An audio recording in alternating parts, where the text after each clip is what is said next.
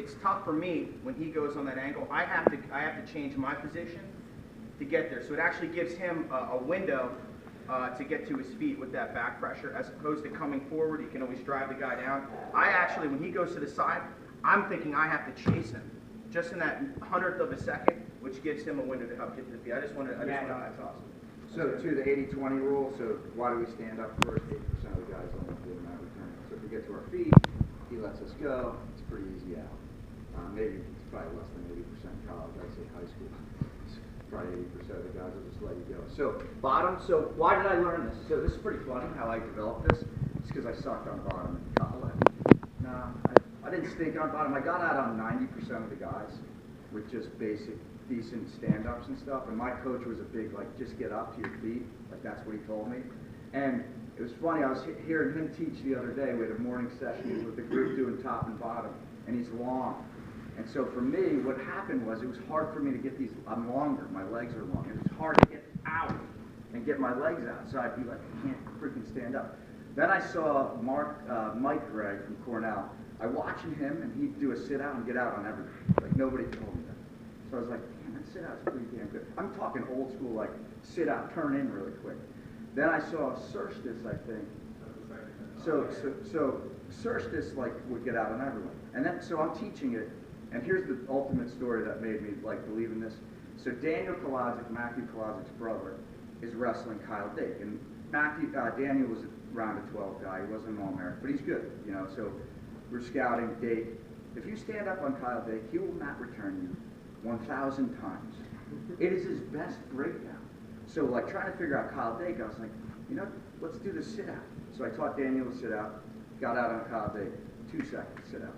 So it's not always a stand-up to get out. I think a sit-out's really good. A sit-out also, you avoid legs coming in. So it's real simple. So we try to come up here. If we're on chop, I'm up, I come down. We always are prepared to wrestle now. So it's not like, I didn't get my stand. Like, oh shit. It's like, okay, now we go. On a chop for a sit-out, I move into him. So basically, if he's chopping, I push in here, outside leg up. I push in and unravel to here. I love hand control. Okay? I love hand control. I have a good grip. I know that about myself. And one key thing you have to teach your kids is when they grab hands, squeeze like a mother at them. Because it helps a lot of kids will grab a hand and they kind of hold it, and this hand's still mobile. Okay, so when I grab hands, I'm squeezing it hard. This is pretty easy right now because he's on the outside and I'm on the sit. He's generally, if he pulls, he can pull me to the right. I can post and I just scoop my butt over, okay? Or he's going to push in. So I go heel to balls, head up, he pushes in, and you're up and out. Here. One thing about here too that we teach our guys that they don't do well is they think when they get to here it's over. So they usually cut real quick. Okay? So a mat return guy like Coach Gray over there, if I have hand control, last ditch effort, he wants me to cut quick. Okay, so if I cut real quick, boom, he's on my leg. So what I do is I generally say 3 seconds. So keep him behind me for 3 seconds. So have his hand, he's going to move to this side because he's got the free hand. Keep it behind me, and I clear out. So I don't want to cut right away because he's going to drop in on me. Spiral is the better one, I think. I come up. I just want to show you guys one thing. I come up, I come down. Now watch. So I need this hand to post because it's got my weight on it. But the sit-out is so easy here, like you can't stop it. And I want to put him directly behind me. So let's say he's behind me, come this way. If he's like this right behind me, I put this leg out so he's directly behind me. Here. Boom. If he's out to the side real hard, I'm going to go this way. Directly behind me. Now, here's the trap. So this is where I think a spiral is like the easiest thing to get out of. It's such a joke. So I'm going to trap his hands. So with my elbow, it's going to come in, it's going to push this hand to the waist, and I'm going to collect this hand with this hand, and I'm going to control him. So here, watch. So I'm going to come in. I don't need this hand, okay? He's out to the side. I'm going to go directly here, trap his hand out here, okay? Get your hand out, Joe. It's trapped, okay? 2 hands down. Now, if his hands are at my base, he can't take me anywhere, so he can't move me. If it's up, if he's got a hand up, he can only go one direction. To there. And I keep this hand because if I don't have this hand and he goes there, what's he going to do? Boom, wrist, okay? So I hold the wrist, he pulls me that way. Here. Same thing now. Here, up, up, up. What I like to do here is I keep this hand trapped and then I grab both hands. Here. Now I keep him behind me 3 seconds. 3 seconds, clear.